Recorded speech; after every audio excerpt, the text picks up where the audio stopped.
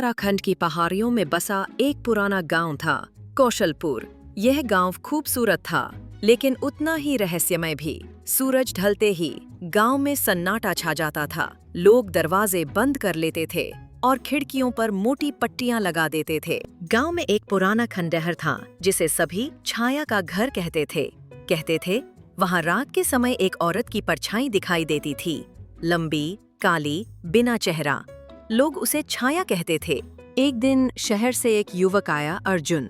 वह एक स्वतंत्र पत्रकार था और ग्रामीण कहानियों पर डॉक्यूमेंट्री बना रहा था। गांव वालों ने उसे छाया के बारे में बताया, लेकिन उसने सबको अंधविश्वासी कहकर हंस दिया। अर्जुन ने सोचा, अगर मुझे उस खंडहर की असली तस्वीरें मिल जाएं, तो मेरी डॉक्यूमेंट्री वायरल हो जाएगी। वहां की एक बुजुर्ग औरत, दादी माँ ने उसे चेतावनी दी। बेटा, वहाँ मत जाना।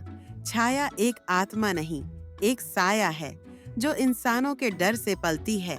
लेकिन अर्जुन ने नहीं सुना। अर्जुन अपने कैमरे और टॉर्च के साथ रात के 11 बजे खंडहर पहुंचा। हर तरफ सन्नाटा था।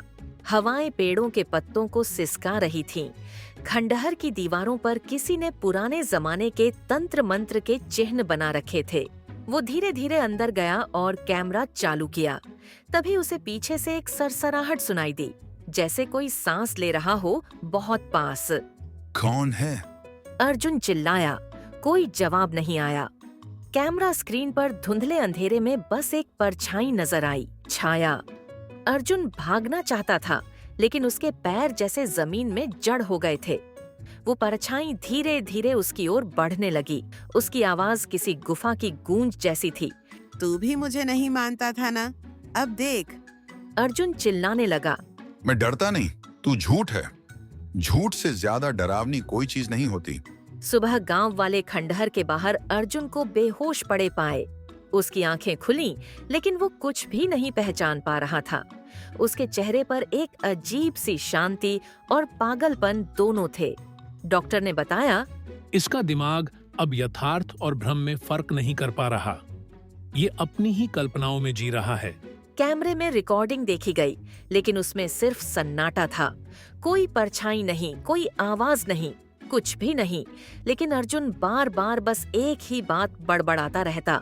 वो आ रही है, वो मेरी छाया नहीं, अब मैं उसकी छाया हूँ। कौशलपुर गांव फिर से शांत हो गया।